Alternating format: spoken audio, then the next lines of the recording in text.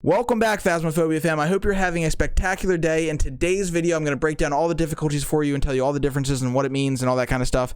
And I've been getting that question a lot, so hopefully that answers it and you'll enjoy this video. But first, make sure that you join up with my community. I stream on Twitch every Monday, Wednesday, Saturday, Sunday. I'm on Discord. Both those links are in my description. We have a great community of beginners players, level 1 players, level 6,000 players.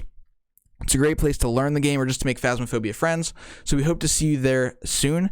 Also, if you're a new player, my YouTube channel is essentially built for you. I have a beginner's guide for everything, breaking it down into really simple terms, equipment guides, where to hide guides. If you're wondering if it was a ghost event or a ghost hunt and how to identify it quickly, I have that for you. All that kind of stuff. So you can use this channel as a great resource for that.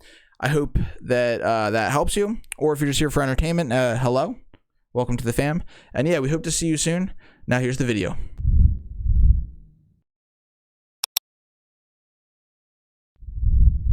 Alright, so today I'm going to break down for you all the difficulties in Phasmophobia and what the differences are between them so you can have a more educated perspective on which difficulty you should be playing and how to get the most bang for your buck. We're going to start with Amateur. On Amateur, the normal cash rewards are $90 max on the smaller maps. So normal cash rewards means basically it's a 1x multiplier. So you'll get to this end screen and it'll have all the money laid out for you, and I'll get to that at the end and what all that means. But on the smaller maps, it's going to be $90 max on Amateur. Normal XP gain, 5-minute setup time. The setup time is a grace period for you to go into the house and set up your equipment without the ghost hunting. So you're safe for 5 minutes essentially. It's like a little safe zone for you to go in there, set up everything. You can probably identify the ghost room by then, maybe get some evidence, and then just not worry about it. Frequent ghost activity. That sounds scary, but it's also to your advantage because the more ghost activity you get, the more you can get ghost evidence. It's easier to get. You don't have to talk to the ghost so much. You just kind of, you know, it just works easier that way. Shortest hunting phase. The hunts are fast. They end quickly, so if you have a poor hiding location, you might survive because the ghost just hasn't found you because it's not hunting for that long. Few doors will start open. Basically all the doors in Amateur are going to be closed, which means when you hear a door move and you go and you see that a door has been moved from the spawned in closed location, you have an idea of where the ghost is. You're like, the ghost touched that door, so let's bring in the thermometer, see which side of the door it's on, if it's in the room or if it's in the hallway, this, that. So you have a general location that way. Sanity pills restore 40% of your sanity. That's the most sanity you're going to get out of a sanity pill on all difficulties, obviously, because it's the easiest.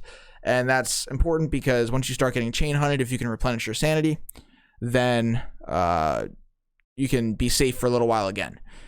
50% value of lost items returned to dead players. So this is an insurance. So if you add all equipment, select the add all tab, and you have all this stuff in your inventory to add, and you die, that is $2,480 worth of something like that worth of equipment. I think it's 2,480. I think that's what it is. So you'll get half of that back if you add it all. If you added one of everything, it's like $875 worth of equipment, I believe, something like that. So yeah, it's not much. That it's not as much of a sting to die and lose your stuff on Amateurs is on the higher difficulties. We'll get to that though. Okay, Intermediate, 2x cash rewards, which means $180 max on smaller maps. So you can see the multiplier taking effect here, and it's going to keep taking effect as we go up in difficulty. 1.5 XP gain, 2.5 minute setup time, so your grace period there to not be hunted by the ghost is diminished. 1.5 times sanity consumption, which means you are going to get hunted quicker. Common ghost activity, so it's a little bit harder than Amateur to get that ghost evidence. Medium hunting phase, so the hunts are a little bit longer. It's harder to stay hidden for a little bit longer. Sanity pills only restore 35% of your sanity as opposed to 40%.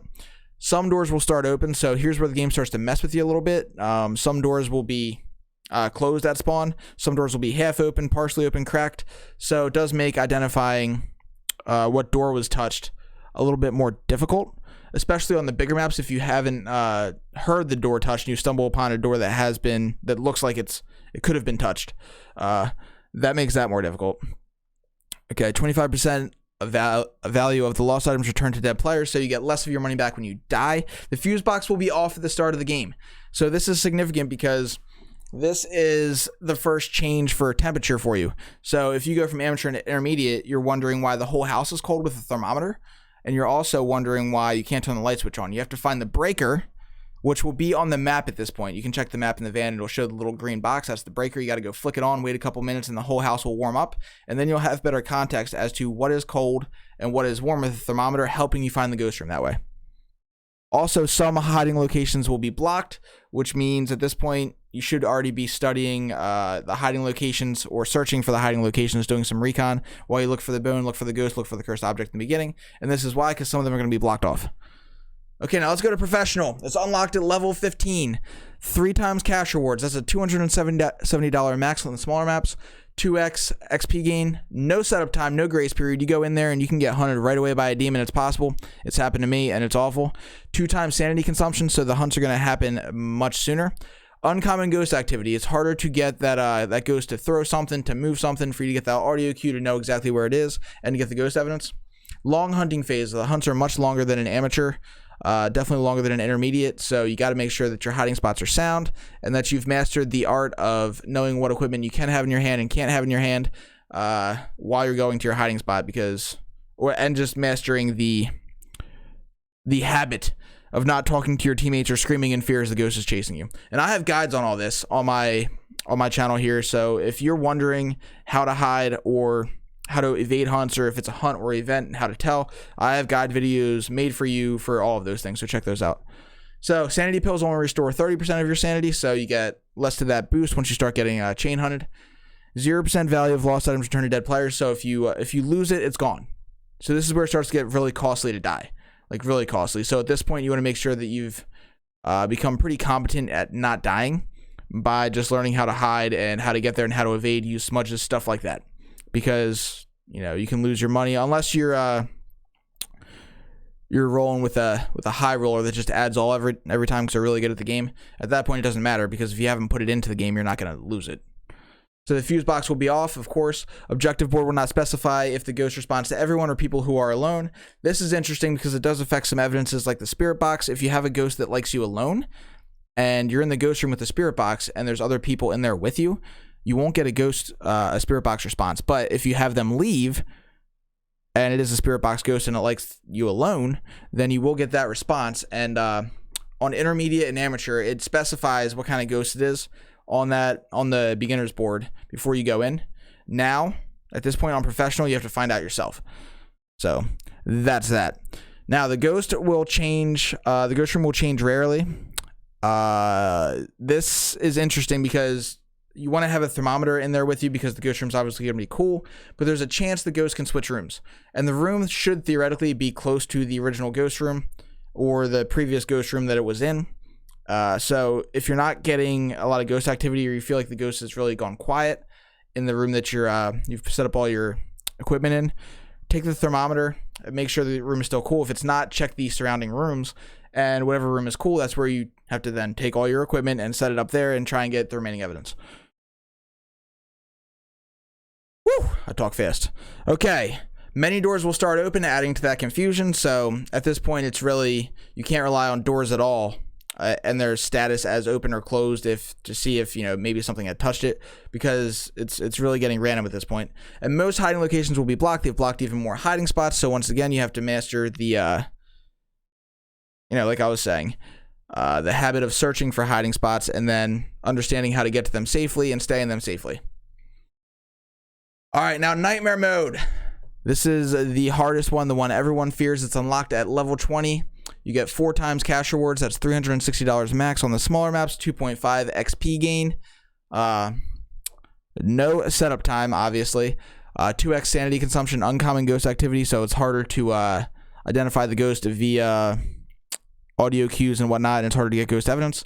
Longest hunting phase. The hunts in nightmare mode can last forever, especially if it's a cursed hunt, which lasts even longer, and it can feel like an eternity. Sanity pills only restore 25% sanity at this point. So at this point, nightmare mode is essentially testing your knowledge and efficiency with the game. That's really what this is, because you have less time to do things, and you have to make sure you're really optimizing your time in the maps, and that if you're playing solo, you're pretty efficient, and if you're playing as a team, y'all have played together a lot, and you know where you're going and can communicate well, because you're really up against the clock at this point.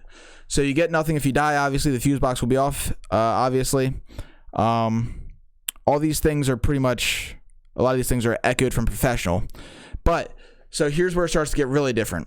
One piece of evidence will be hidden and not possible to obtain. That's huge. So up until this point, if you're playing on amateur, intermediate, professional, you get your 3 pieces of evidence, unless it's a mimic and it's got the fake orbs. And then you know what ghost it is. You can plug that in, and then you're good to go. You got your objectives. Let's leave. Let's get out. On nightmare mode, you can only get 2 of the 3. Or if it's a mimic, you will get 3. So the mimic's the easiest nightmare mode goes to identify. But you only get 2 of the 3, so that leaves you with somewhere between 2 and 4 ghosts to guess from at the end. So you really have to know your ghosts at this point and what makes them different that isn't specifically evidence. You have to know which ones are fast, which ones hunt early. You have to know your guaranteed nightmare mode evidences. So a Hantu is guaranteed to give you freezing on nightmare mode. It is. So if you have a Hantu, you will have freezing as one of your 2 evidences of nightmare mode. A Goryo will give you dots, and Obake will give you fingerprints.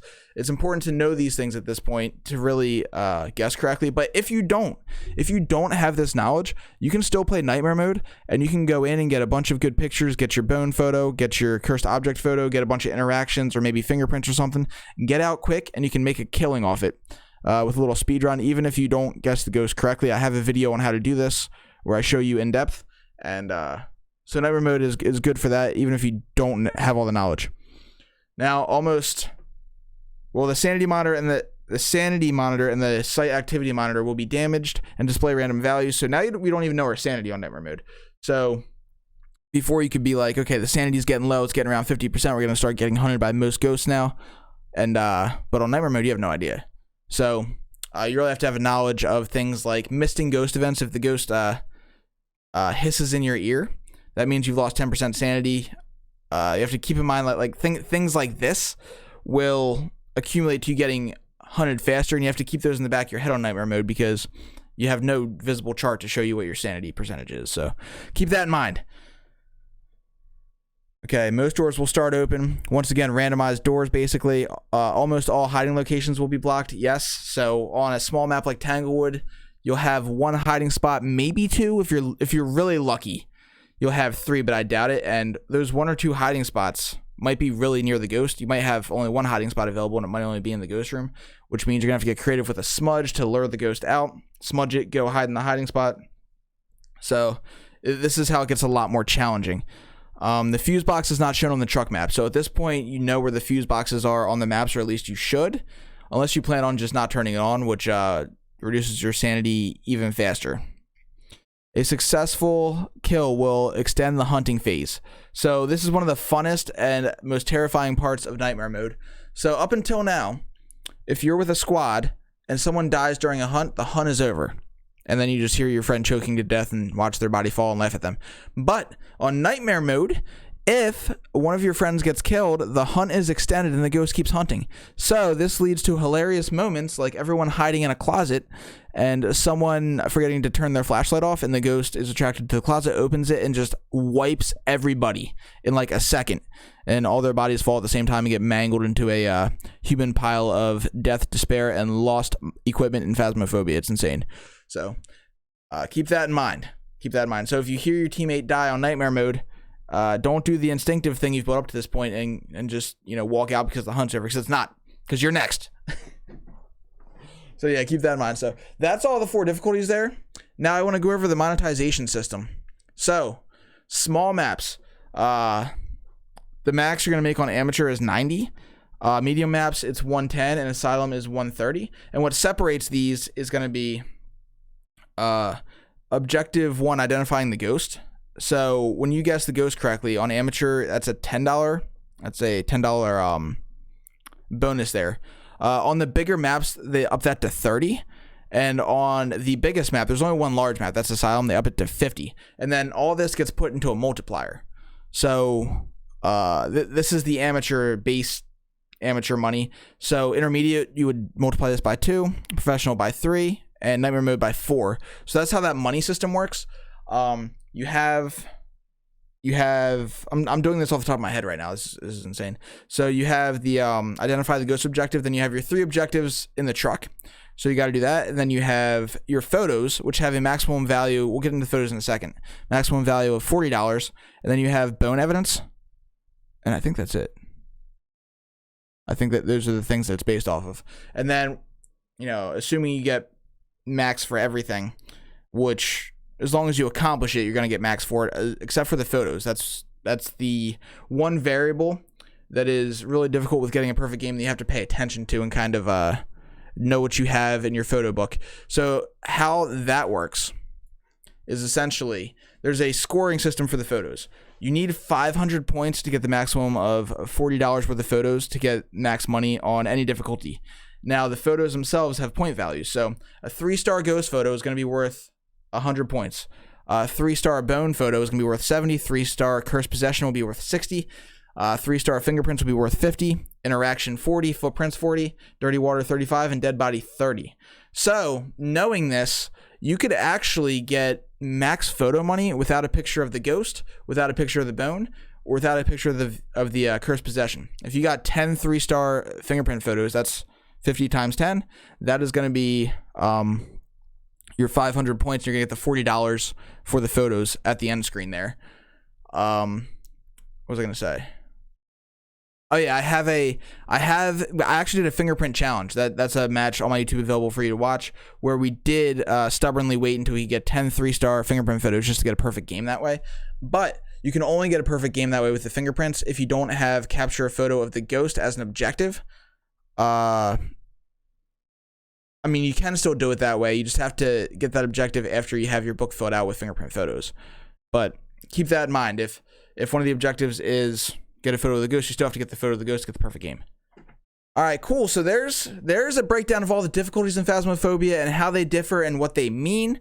My opinion, once you unlock Professional or Nightmare, I would go to them and really mess around. You can always take in nothing and use the beginner's equipment and try and make more money that way, because you're not going to lose anything if you die. Just my opinion. And if you need any help along the way and you have any questions, my YouTube channel is a great resource for you. I made it for beginner players who are just wanting to learn the game, because Phasmophobia is really overwhelming for beginners. So I'm here for you. If you have any questions, leave a comment. Also, make sure you follow me on Twitch, join the Discord. All that's going to be in the description, because we have an amazing community of brand new players and really experienced players, and it's a good place to make Phasmophobia friends to play with or just to learn the game. So we hope to see you next time. We hope to see you over on Twitch. Hope this video helped. And yeah, have a good day. See you later.